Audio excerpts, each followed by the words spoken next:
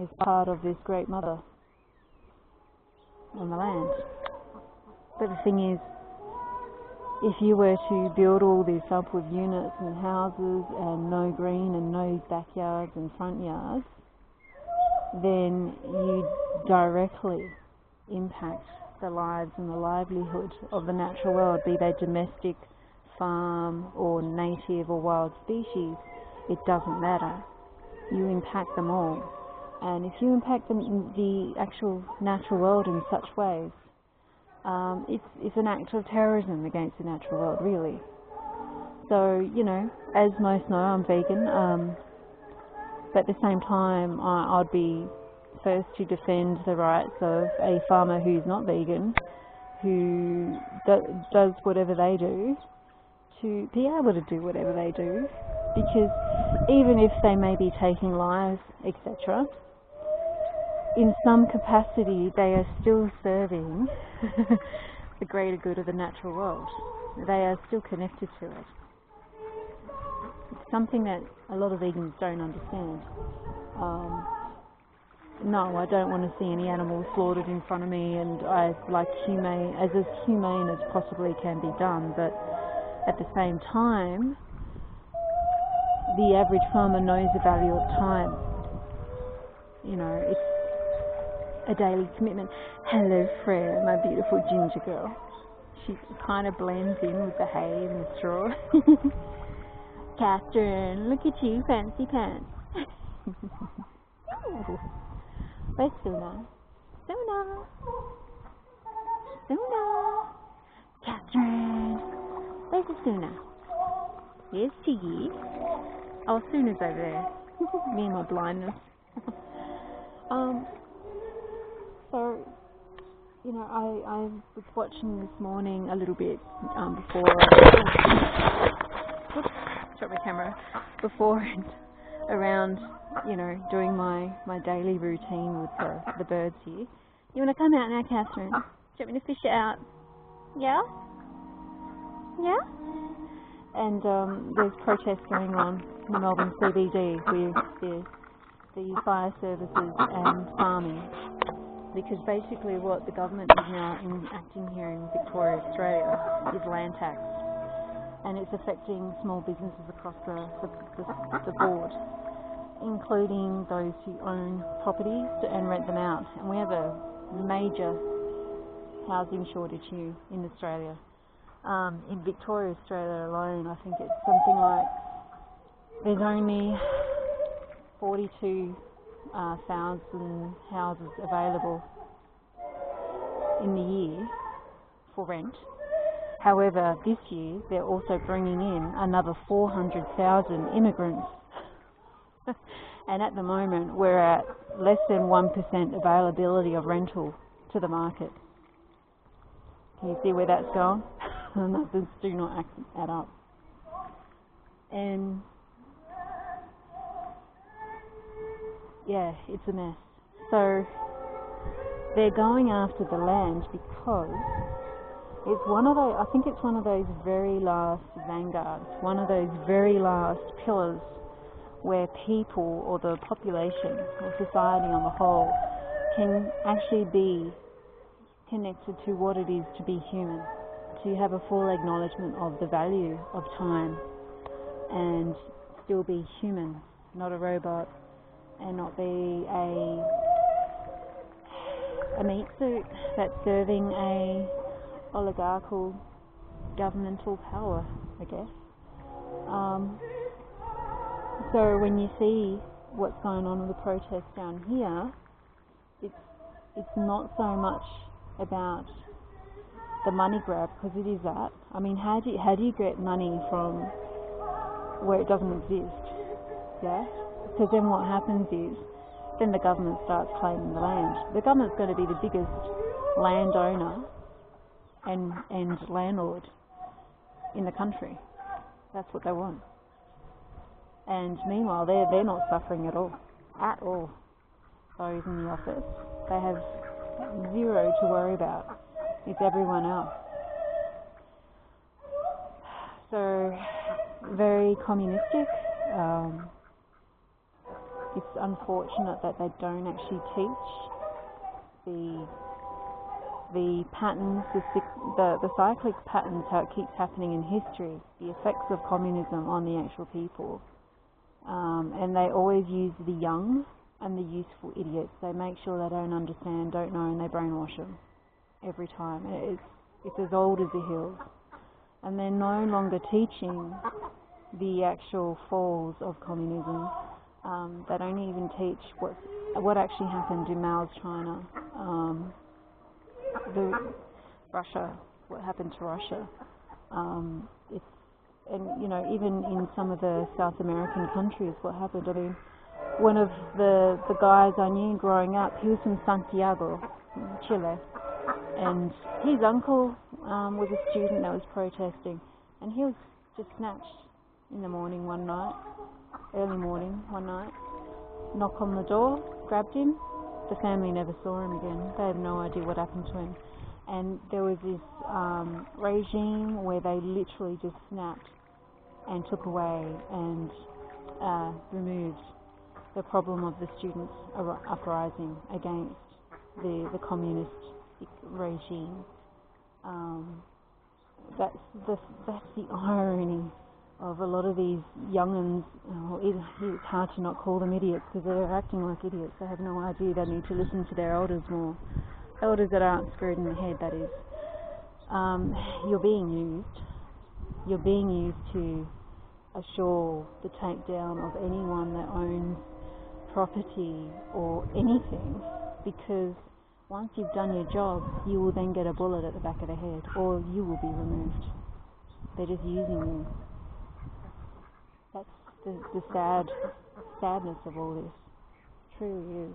And it happens again and again and again. And the only way it's going to stop is that pattern needs to stop. I think more young'uns are sort of waking up to all this, but we need them to wake up a bit quicker.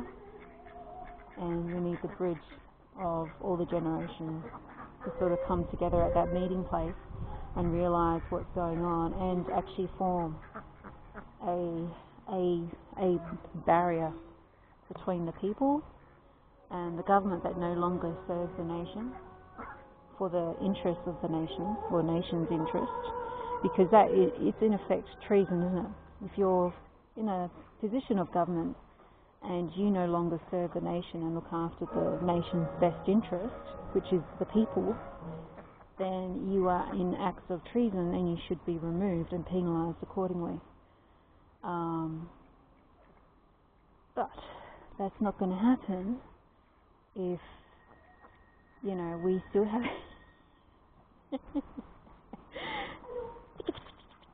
Bella eating zoomies. She's kind of dancing to the opera. Sooner. So this cyclic pattern needs to stop, and I'm not diminishing the heaviness and the price and the expectation of young'uns today to literally do a 360 within their own minds and actually look at things, not from the perspective of those that have been grooming them or brainwashing them, but from the perspective of reality and facts and time, and see patterns for what they are. You know, if you've cocked up or made a mistake or have been misled, that's a very human experience, and it's happened to all of us at some point. So there's no point doubling down to save face, because you're not going to have a face in the future if you don't. So I see this happen every 100 years or so, and where it really starts to meet to the peak, and there's an opportunity to push it back, or to further fall into it, even if it's just hidden. It's still there, but it's hidden. So it's festering under the surface like a volcano before it erupts again. We are losing more and more and more of the natural world, and it's not just about us. These critters will not have a future. all nature wants to live, be they a domestic pet, a farm animal. Many that own animals in farms kind of don't see the difference.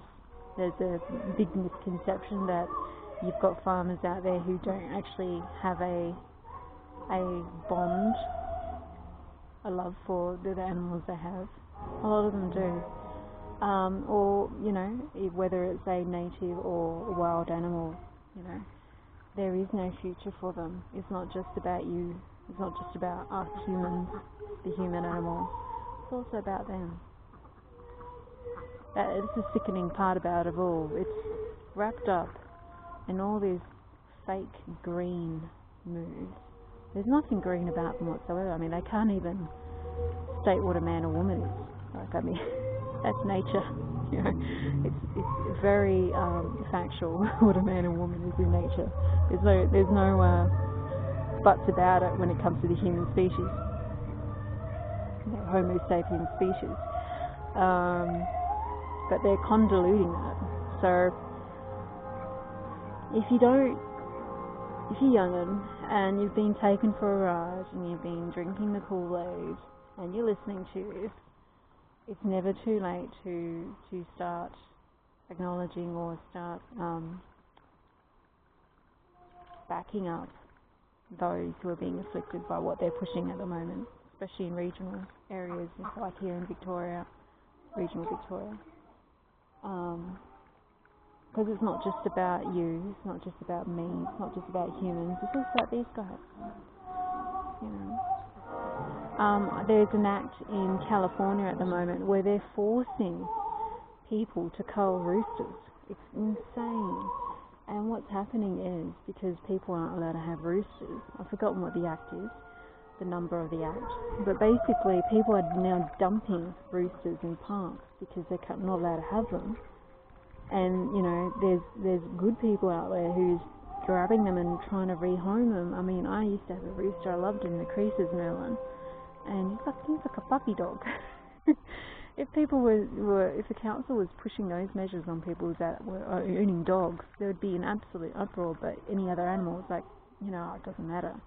But the thing is, if you do that with the roosters, it means there will be no chickens, will there, in the future? I mean, hens can't create chickens with other hens unless it's in a lab, and I think they would love that, those that control things, because they hate the natural world. They hate the natural order of things, because it can't be controlled. It can only be understood and lived with.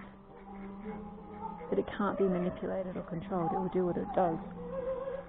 So, yeah, we do live in interesting times, as we always do, I guess. But I guess I'm really feeling it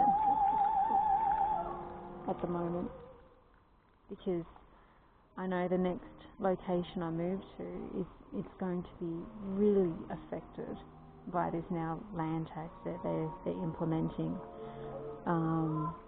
It's already, the cost of living is ridiculous. I mean, I go without food for myself so many times already as it is, and yeah, I can't see how it's going to work. So all I can do is every day I do what I do.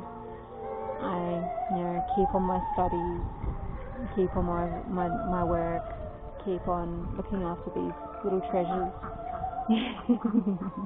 Sooner, Freya, puppy, and keep going forward. Demoralization and getting people to just give up is definitely a big part of it all. So you just keep going and keep looking out for others with, you know, same mindset, even if they have different overall beliefs or come from different walks of life.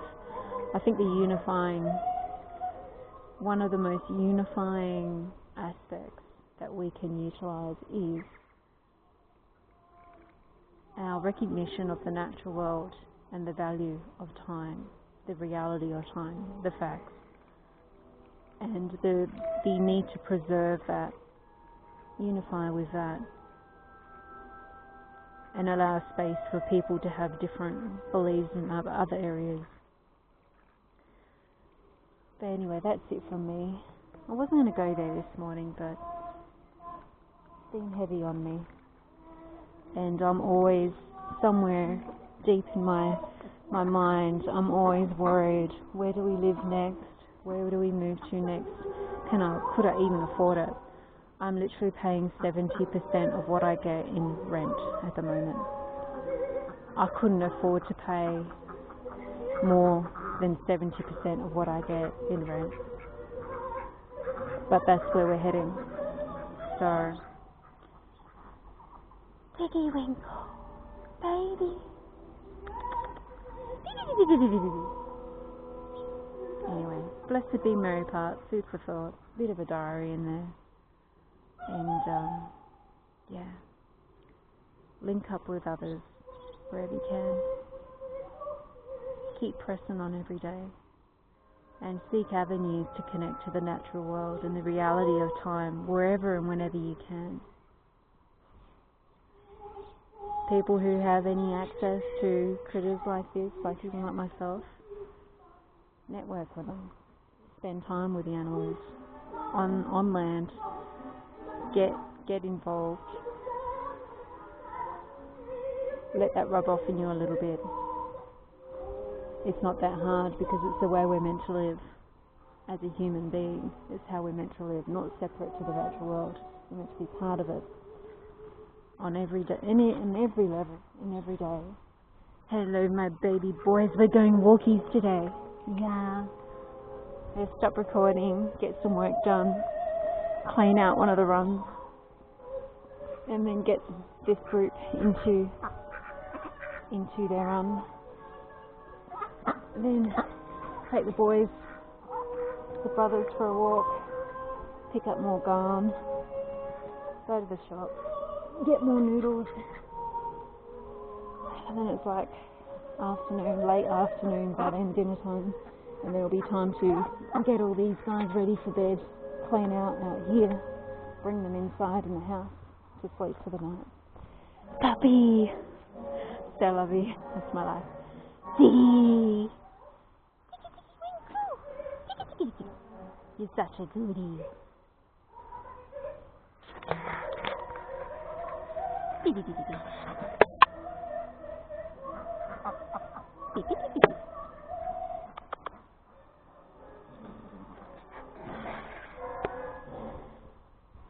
Mary Part.